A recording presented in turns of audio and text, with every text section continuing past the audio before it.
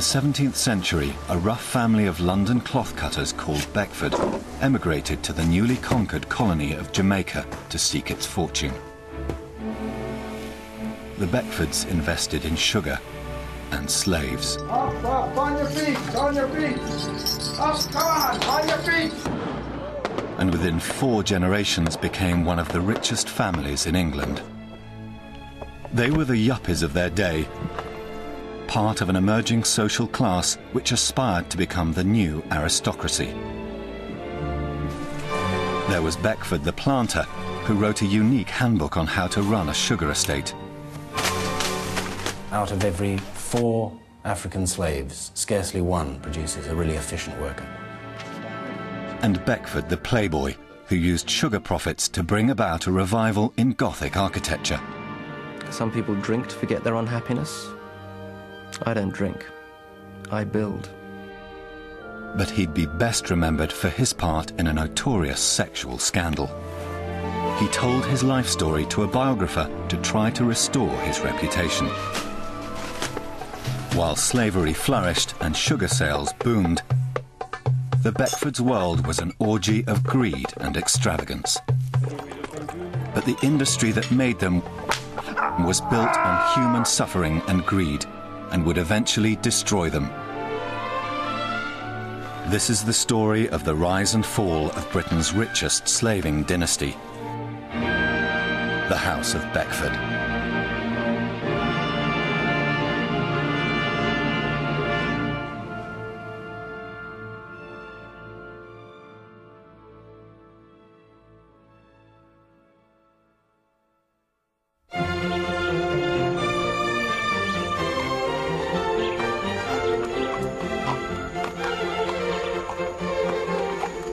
In 1774, an English gentleman, William Beckford of Summerley, arrives in Jamaica with his wife to take over the family business. Hurry up.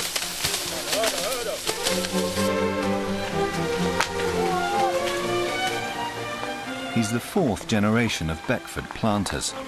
My father owned the 3 plantations on the Cabarita River, and on his death they became mine.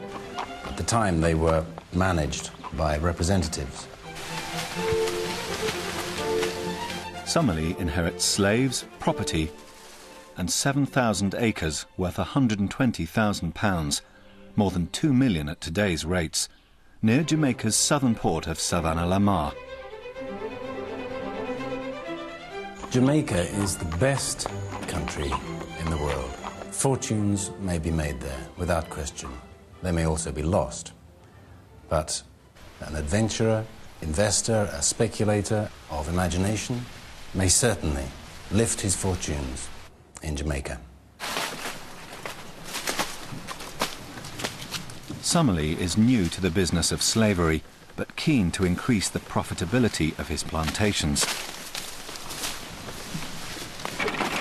The largest of these is Roaring River.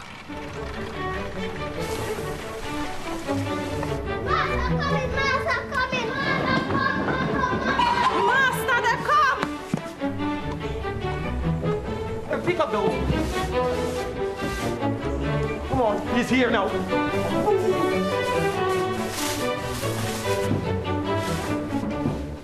Oh, journey's end. Now we can get out of this infernal heat. Good afternoon, Master. Welcome home. Thank you, Caesar. Good afternoon. Welcome, Master. Hello. Handsome addition. Thank you. Good afternoon. Whatever, Mrs. Beckford. Little is known about Summerley's wife, Charlotte, except that she was his first cousin. Home. Unusually for an Englishwoman, she's willing to brave the dangers of the tropics until they can return home with an even bigger fortune.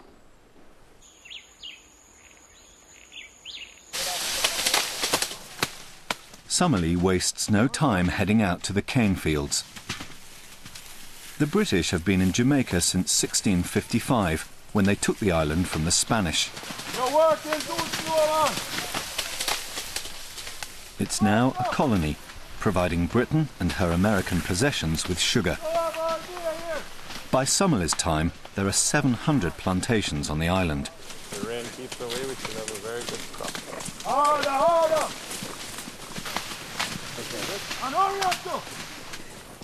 For Summerley, African slave labour is the machinery of his plantation, ideally suited to the task. The climate in the West Indies is oppressive.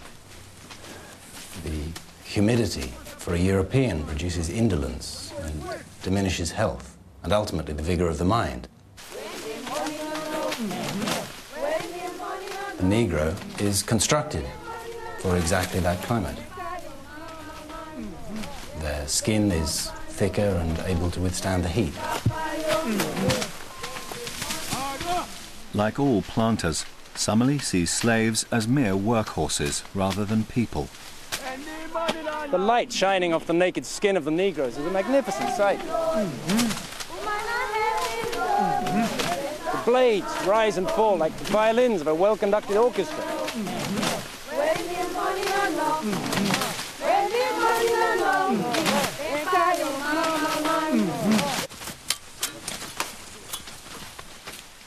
A uniquely detailed inventory of his father's property shows that Summerlee inherits 910 slaves worth £36,000. The Roaring River plantation alone has 84 men, 92 women, 80 children and 3 runaways. We know their names, their jobs and the amount that they are worth. Each one is given the Beckford name as a sign of ownership, and it's still a common surname in Jamaica today. Moving too slow.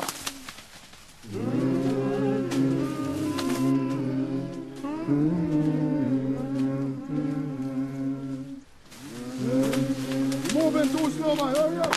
The use of forced slave labour demands a harsh control system. Summerlee employs a white overseer who manages 4 black drivers, privileged slaves who harass the field hands. Hurry up. Harder. Brutality and fear are the instruments of the regime. Tell the drivers no more rest days till the harvest is in. Yes, sir. While Summerlee is on the ground making money, his cousin, William Beckford of Fonthill, is in England spending it as the new head of the Beckford dynasty.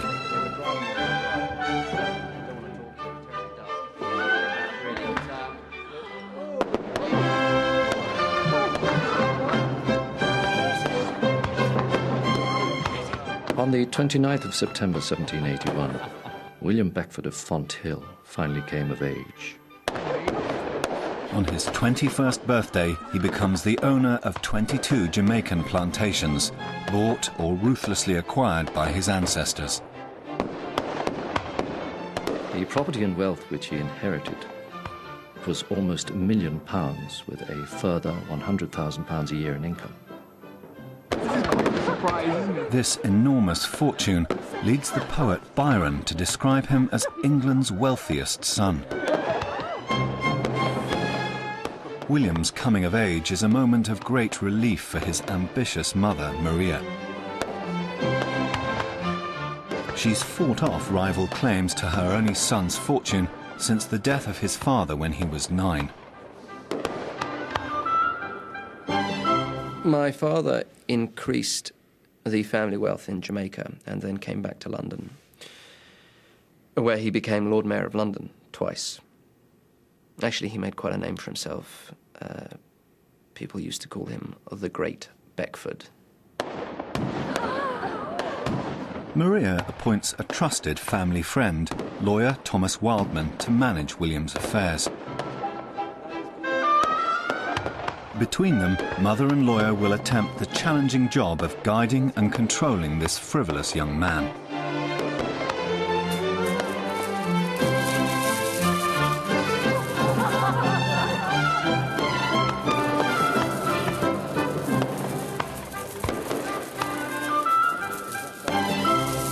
Oh, I was never good for anything in this life, but composing airs, building towers, and forming gardens.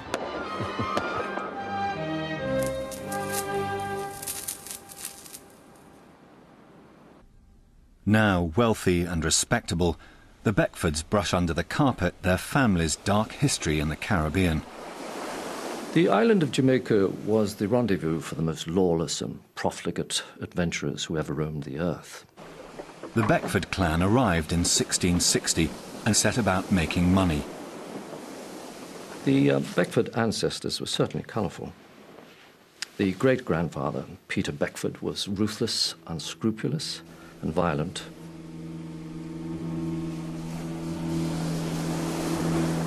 The Beckford grandfather, another Peter Beckford, a Speaker of the Jamaica Assembly, shamefully murdered in cold blood the Deputy Judge Advocate.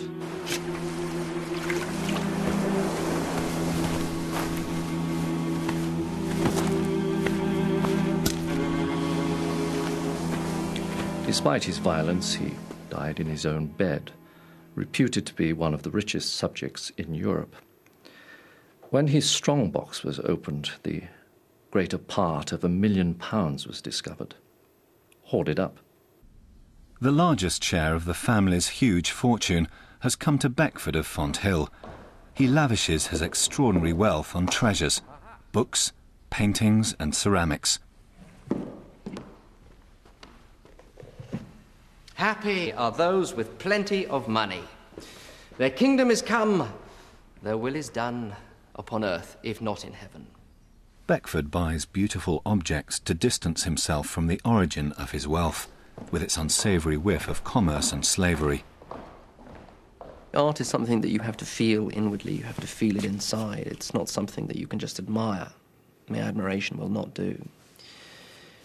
People pretend to be struck by an object of art, but that's only because people around them are being struck by the same thing. Fonthill's expensive tastes challenge the patience of his lawyer, Thomas Wildman, who sets his monthly allowance according to sugar profits. He sets too much value on the things that money can buy. The enjoyment of gildery and painting is momentary. Well, what use is money if you can't spend it? How Wildman could seriously think that I would leave a single farthing of my allowance undrawn, I have no idea. Wildman's job is to run the Beckford sugar business and fight off ancient claims to his estates. Fonthill also trusts Wildman to protect him from fraudsters.